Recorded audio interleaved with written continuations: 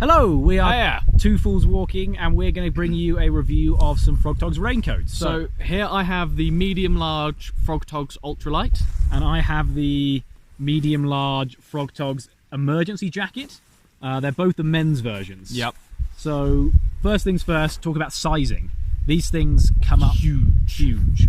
Continuing with the size thoughts, I would personally recommend, if you have a really small backpack, like my coat is almost big enough to fit over my backpack while I'm wearing it as a raincoat. So I might potentially buy the large, extra large ultralight version for my next raincoat and then put the whole thing over my backpack as a raincoat. I think that would be super cool. Yeah. I will demonstrate the sizing of this jacket while Finley explains to you the history of his jacket. So my jacket has been fairly long way around the world. So this is the same jacket I had last year on the GR10, which was a 1,000-kilometer hike. It lasted the whole of that. I then took it... Let me just show you where we are. So we're on day 18 of the GR5/Tour de Mont Blanc/GR55 at the moment, and this is where we're pitched up on an epic col at 2,700 meters. Finn's drying his tent out there. The weather all around us looks pretty solid at the moment, but just in a sec you'll get to the bit where it's looking a little bit dodgier. So hopefully we'll be able to get this all filmed up before that weather comes in too hard.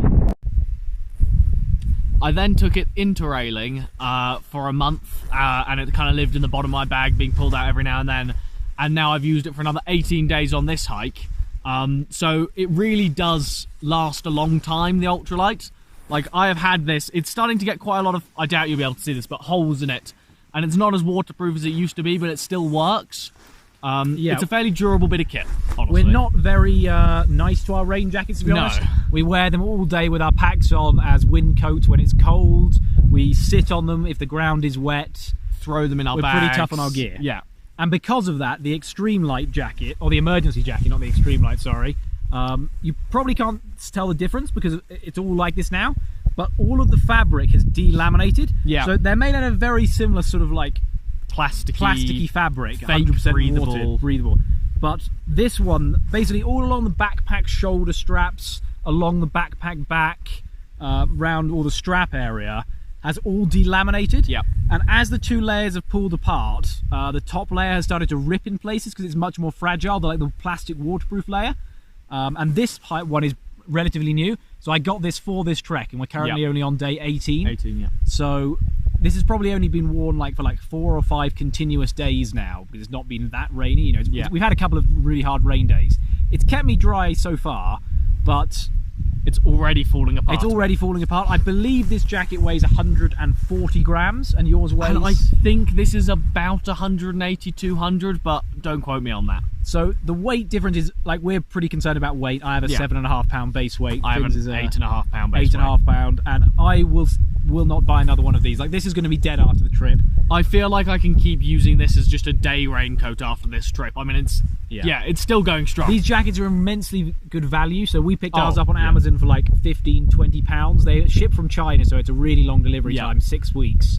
But overall, from me, for the emergency jacket, it's a thumbs down. Don't buy it. Big thumbs up for this jacket. It's inexpensive, it's durable, and super light. It's super light. I mean, it's very sweaty to wear, and it's not the most pleasant coat in the world, but for its price and its weight, I don't think it can be beaten. Yes, definitely. It's a phenomenal raincoat. I'll be picking one up like that. Size-wise, I would recommend you buy your size you normally are. It'll come up huge, but that's not really a problem that it's so huge. Like, it just gives you a bit more breathability. Yeah, it's quite nice because you can, the arms are so long on mine that sometimes I pull the entire sleeve over my hands and wear it like little gloves in the rain, and it just gives it more venting and breathability when you're walking. There's also, on my jacket, and I believe on yours as well, there's a space for a draw cord to be threaded all the way around the bottom, which I wish I had threaded one in myself, because I think that would have given you a lot more, it would have been better as a wind jacket had I put a cord around the bottom. So I would thread a cord in if I were you. I will on my next one, the next trip.